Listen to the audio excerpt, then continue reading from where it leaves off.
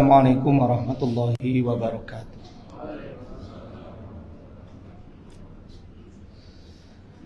Innal hamdalillah nahmaduhu wa nasta'inuhu wa nastaghfiruh wa na'udzu billahi min sururi anfusina wa min sayyiati a'malina may yahdihillahu fala mudhillalah wa may yudlilhu fala hadiyalah. Asyhadu an la ilaha illallah wahdahu la syarikalah wa asyhadu anna Muhammadan abduhu wa rasuluh. Qala Allah ta'ala fi kitabil karim, a'udzu billahi minasyaitonir rajim. Ya ayyuhalladzina amanu taqullaha haqqa tuqatih wa la tamutunna illa wa antum muslimun. Allahumma shalli wa sallim ala nabiyyina Muhammadin wa ala alihi wa sahbihi wa man tabi'ahum bi ihsanin ila yaumiddin. Usikum wa iya nafsi taqwallaha qad fazal muttaqun. Pada bapak-bapak, ibu-ibu yang dimuliakan Allah, para alim, para kiai, para ustadz yang saya hormati, alhamdulillah, sebagaimana nasihat Rasulullah SAW kepada Abu Dzar Al-Ghifari radhiyallahu anhu, ya Abu Dzar, li'anna taqwa fata'allama ayah min kitabillahi khairul lak. Wahai Abu Dzar, sesungguhnya engkau mempelajari satu ayat dari kitabullah di pagi hari itu lebih baik min antusolya mi'at raka'ah, dari 100 rakaat. Salat 100 rakaat itu masih satu ayat. Wali anna taqduat fata'allam baba minal ilmi umila bi aw lam yu'ammalu bi khairul laka min antusalya al-faraqatan. Kalau engkau mempelajari satu bab ilmu di pagi hari, baik diamalkan atau belum diamalkan, itu lebih baik bagi kamu daripada engkau sholat 1000 rakaat. Ini faedahnya. Kalau pagi-pagi sudah mencoba untuk belajar mendengarkan kebaikan, nasihat-nasihat yang mana Allah Subhanahu wa taala berfirman, fadzakir, maka berilah peringatan, fa inna dzikra tanfa'ul mu'minin, maka sesungguhnya peringatan, zikir, nasihat itu bermanfaat bagi orang beriman.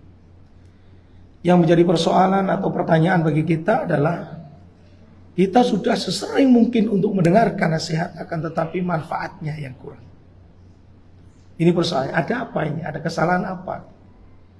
Ini mengapa kok dikasih judul betapa sulitnya kita mendapatkan keberkahan? Karena kalau ilmu yang barokah tentunya dia mampu menyerap, memahami, mengamalkan, menyampaikan.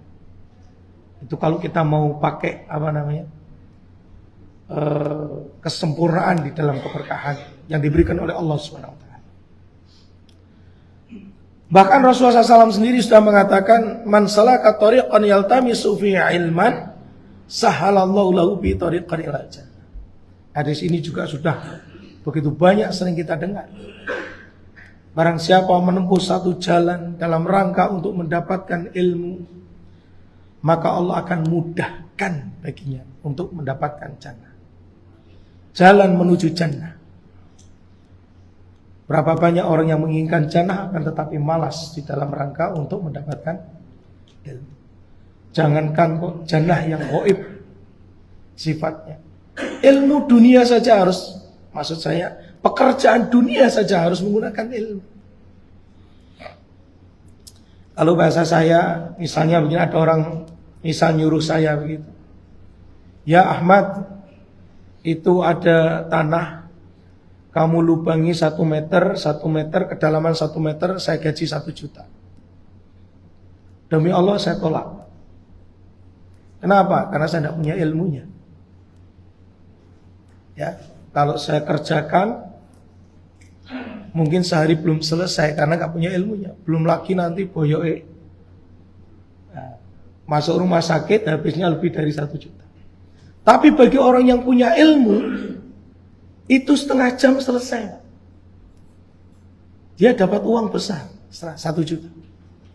Itu bedanya antara orang punya ilmu nggak dengan orang yang nggak punya ilmu. Nah ini persoalannya. Memang dalam hal masalah keberkahan itu banyak faktornya. Tapi saya ambil coba beberapa sisi saja. Ada satu kalimat yang cukup bagi kita untuk dijadikan sebagai satu pedoman. Wa min asratis sa'ah wartifa'ul ilma wal fiqh. Merupakan salah satu tanda-tanda syarat terjadinya kiamat itu diangkatnya ilmu dan pemahaman. Kadang ada orang punya ilmu tapi enggak sampai kepada pemahaman. Sering kita kalau ditanya pengajiannya apa ya? Quran, sunnah. Berhenti di situ. Jarang menanyakan pemahamannya siapa. Jarang menanyakan begitu. Ada satu kisah. Ada seorang ulama namanya Ibnu Sirin. Beliau adalah ahli fikih, perawi hadis ya, di kalangan tabi'in. Beliau tinggal di Basrah. Ya, kelahiran tahun 33 Hijriah sampai 110 beliau meninggal. Termasuk muridnya Abu Hurairah, termasuk muridnya Anas bin Malik radhiyallahu anhu. Suatu ketika dalam satu majelis begini, ada seorang yang datang. Lalu dia mengatakan dengan Ibnu Sirin, "Ya Ibnu Sirin, maukah engkau aku bacakan Al-Quran?" Ibnu Sirin menolak. "Saya tidak mau." Kemudian diganti, "Maukah engkau aku bacakan hadis Rasulullah SAW?" "Saya tidak mau." Kemudian Ibnu Sirin mengatakan, "Aku yang akan pergi dari majelis ini atau engkau yang keluar dari majelis ini?" Dia keluar. Akhirnya murid-muridnya ini, santri-santrinya kan tanya, "Loh, mau dibacakan Quran kok gak mau gitu? Bacakan hadis kok gak mau?" Lalu beliau mengatakan, orang ini pemahamannya adalah qadariyah. Ya. Jadi menyerahkan itu pokoknya orang mendem itu sini takdirnya Allah gitu. Bapak kayak gitu. Pemahamannya begitu. Saya khawatir ketika dia membaca Quran, lalu kemudian ada yang dia ubah, lalu pemahamannya saya akan ikut seperti dia. Ini suatu bentuk kekhawatiran. Padahal orang sekarang itu kalau misalnya ngajinya apa Quran Sunnah, pertanyaannya pemahamannya siapa? Karena kalau kita melihat dari pemahaman ulama salafus saleh, itu paling tidak ya kalau kita mengambil pemahaman ulama salafus saleh. Karena ketika Rasulullah SAW ditanya tentang masalah di hadis iftiraq itu yang 72 golongan itu kan, beliau mengatakan hanya satu golongan yang selamat, yaitu al-jamaah. Atau orang biasa menyebutnya ahlus sunnah wal jamaah. Lalu di hadis yang lain diterjemahkan hadis ahlus sunnah wal jamaah ini atau al-jamaah ini, yaitu ma ana alaihi wa ashabi. Apa-apa yang ada pada diriku dan sahabat. Pertanyaannya, apa yang ada pada diri Nabi dan sahabat itu apa? Paling tidak ada 5. Tapi sementara ini kita melihat apa-apa yang ada pada diri Nabi dan sahabat itu hanya 1. Ibadahnya saja. Padahal jamaah ada 5 paling tidak. Yang pertama adalah i'tiqad, keyakinan. Kalau kita konsekuen menggunakan ma'ana alaihi wa sahabi, maknanya kita harus mengikuti keyakinan sebagaimana keyakinan yang diyakini oleh Nabi SAW, para sahabatnya, para tabi'in dan ulama-ulama yang mengikutinya. Prakteknya bagaimana tentang masalah keyakinan? Ada enggak para sahabat atau bahkan Nabi sendiri khawatir dengan dunia? Ada? Nggak ada. Besok mau makan apa? Nggak ada. Sahabat itu khawatir. Nggak ada. Keyakinannya kuat. Ada nggak para sahabat tuh, maaf ya, stroke gara-gara ngurus dunia? Ada nggak? Nggak ada. Ya, hari ini kita itu hampir rata-rata penyakitan itu gara-gara mikir dunia. Kalau kita kemudian kembalikan, lalu kamu ikuti keyakinan siapa kalau begitu? Apakah ini ma'ana li wasabi tentang masa keyakinan? Ya, selain keyakinan, ini kan hasil dari pembahasan tentang iman. Iman 6 rukun iman, 5 rukun Islam sudah dibahas, hasilnya begitu kan. Para sahabat gak ada yang khawatir. Kalaulah ada menjadi ibroh. Ya, menjadi ibroh. Ya, contoh misalnya perang Uhud lah. Perang Uhud itu udah disampaikan kepada Nabi, kamu jangan turun sebelum ada perintah. Sebagian melanggar perintah itu. Kenapa? Khawatir tidak kebagian ghanimah. Ini kan karena apa? Dunia. Itu namanya maksiat. Apa yang terjadi? Musibah. Jadi konsekuensi-konsekuensi dari iman itu selalu seperti itu. Itu buat daripada ilmu. Yang kedua, konsekuensi daripada ma'ana ali wasabi adalah apa? Syuur. Apa itu? Pengorbanan. Perasaannya itu lebih dia korbankan di atas atau di bawah maksudnya. Jadi perasaan itu di bawahnya, yang di atasnya apa? Perintahnya Allah. Saya kasih contoh misalnya. Kalau kita mengambil tentang masalah, ya tentunya saya mengambil contoh yang paling mudah adalah Nabi Ibrahim. Kenapa Nabi Ibrahim? Ya, Nabi Ibrahim ini uswatun hasanahnya Nabi Muhammad SAW dan uswatun hasanahnya kita juga. Karena beliau disebut uswatun hasanah.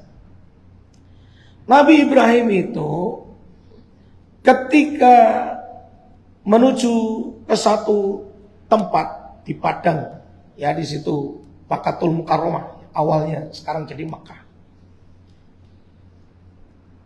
Meninggalkan istrinya di situ, anaknya yang masih kecil. Kemudian ditinggal begitu saja.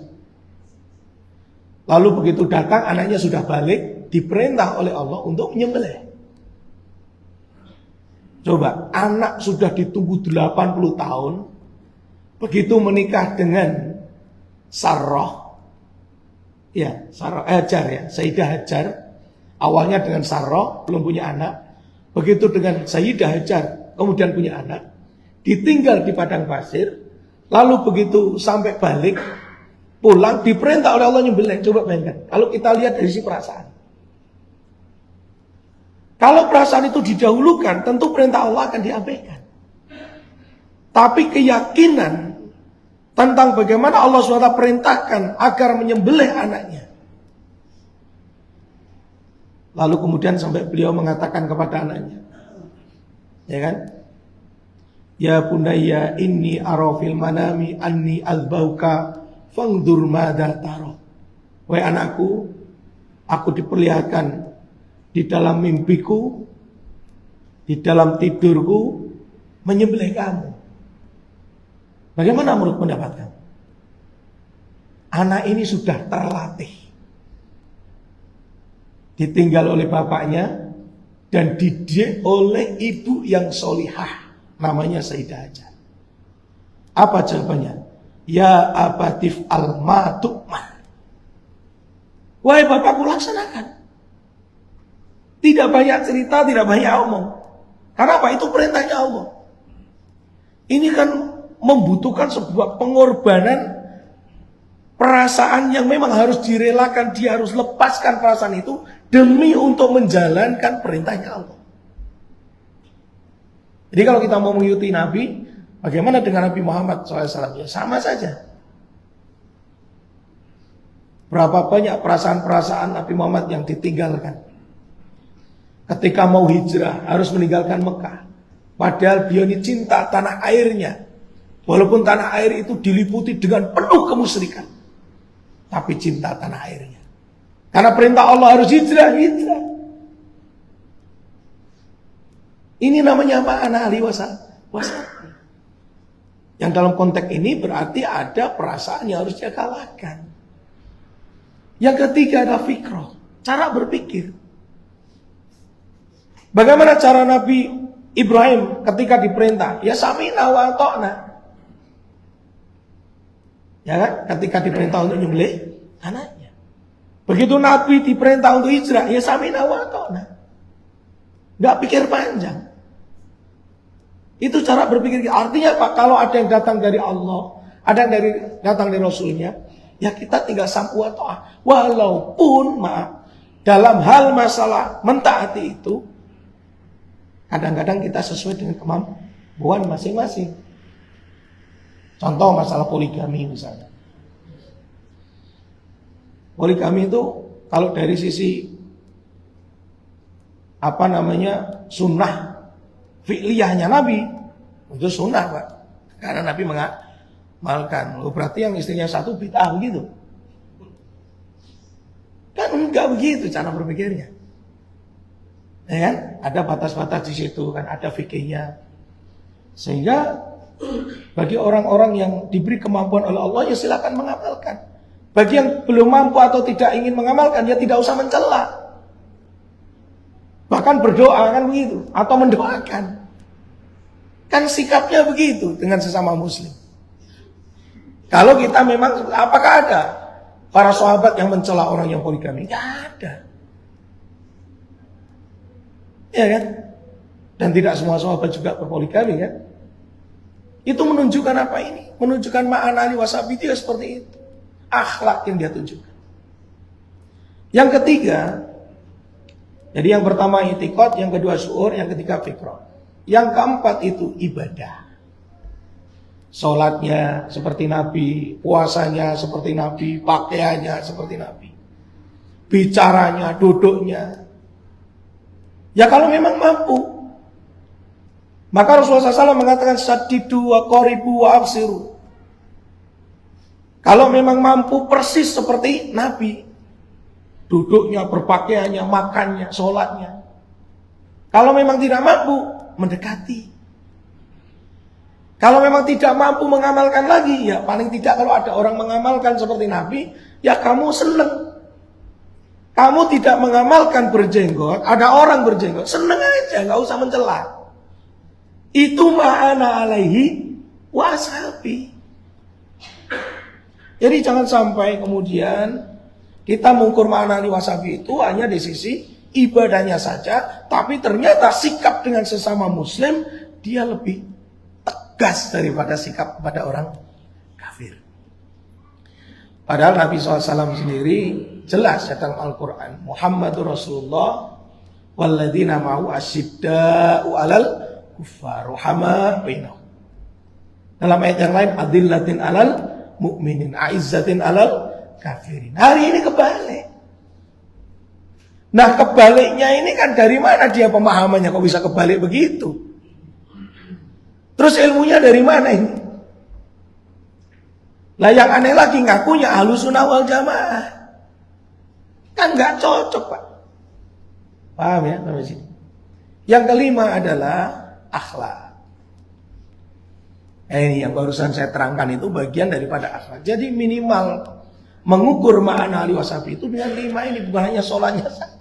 Kadang kita tuh hanya masalah sholat, yang di situ boleh ada perbedaan pendapat, itu malah kayak seakan-akan hitam putih. Ya kan, sekarang lagi ngetren kan. Naudzubillah min dzalik.